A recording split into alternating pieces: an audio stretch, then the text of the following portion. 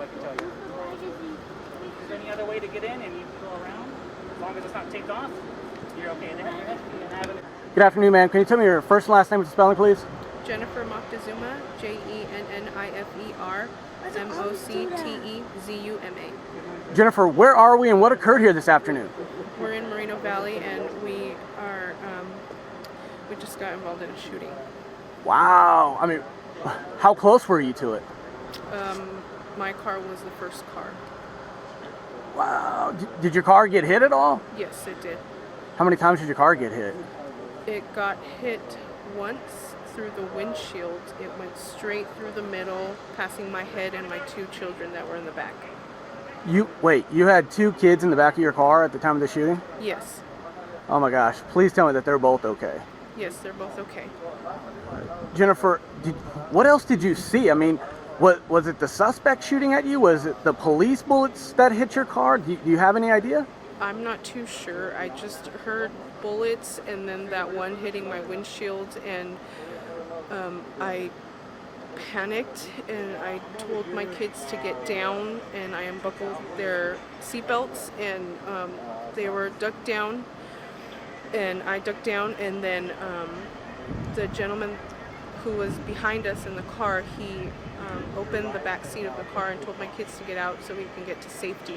And then I got out and we got behind my car and slowly retreated back. So where exactly did this occur? Like, where were you in relation to, let's say, where the actual shooting occurred? I know you were the first car, but trying to give us some sort of direction. Were you exiting the 215? Were you coming up and over the 215? No, we were on. There's no signs? We were right here on Box Springs on. About to make a left on Eucalyptus, and the shooting was right there on Eucalyptus, right on the ramp. Wow. So you were on Box Springs, gonna go Left. towards Moreno Valley, Yes. and that's when suddenly just shots rang out, Yes. and at least one bullet went through your windshield. Yes. Do you know which side of the windshield? It was straight in the front. Oh my gosh, you are so lucky.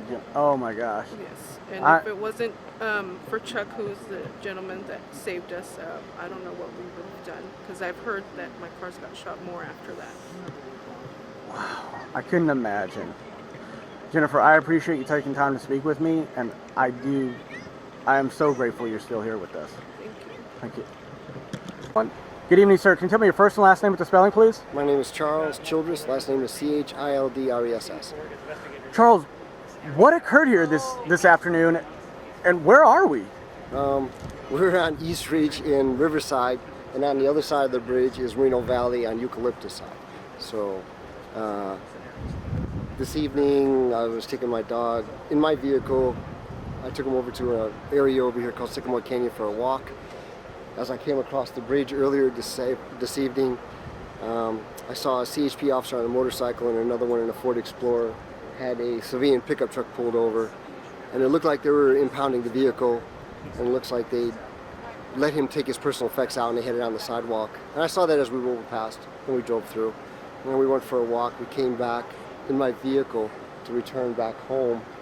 When we came up this road here, and we started up the bridge, and all of a sudden her car stopped, and then I started hearing gunfire, and then I saw her windshield take a bullet right through the middle, and it passed right past her head, and then I heard the two kids screaming in the back seat. We were stopped by then, so gunfire continued, so I got out of my vehicle, rolled out the passenger side, got up to the back of her car, pulled her two little boys out of the back seat, and then got her out of the front seat. And there was still gunfire being exchanged. So we waited for a pause, and then I got them down low and we ran back to my vehicle, hid behind it. There was a couple more shots fired. We could hear ricochets. There was other people coming up, still driving up to us. I was telling them to get down. There were shots fired. Some people did. Some people stuck their phones out to take pictures. And then we worked our way down off the bridge as the shots were continuing to be fired. When we got to the bottom of the bridge, and the first sheriff deputy started pulling up. So we took refuge behind them. They had some body armor. And then until the shot stopped. Once the shot stopped, we continued to work down here. And then I noticed that she and the kids had some blood on them, and it was from shrapnel from the windshield. So we brought them back here to get them some first aid. Wow. I gotta ask, do you have any military or law enforcement experience? I'm a retired Marine Corps. I Wow. spent 21 years in the Marine Corps. Well, I appreciate your service. Oh, yeah. And I know Jennifer is, Jennifer, she calls you, you're her hero. yeah, no Because hero. you jumped right into action when everybody else did what most people do nowadays, pull out their cell phone and Pull start out your cell recording. phones. And you actually did the most courageous thing that I could think of, which is running into the gunfire to rescue 2 little boys and a woman that had no idea how to help themselves. Well, when you hear 2 little kids and a woman screaming for help, you got to do something. And that training that I've received, it kicked in. We didn't think, it wasn't time to think about it. It was just get the kids out, get them to safety. And that's all it was all about. Well, Charles, I'm glad you're still here, and let me tell you, I'm glad that you were there to help them. I'm glad those kids are okay, because that's all that counts. Perfect. Hey, Charles, I appreciate you talking to me. Anytime. All right.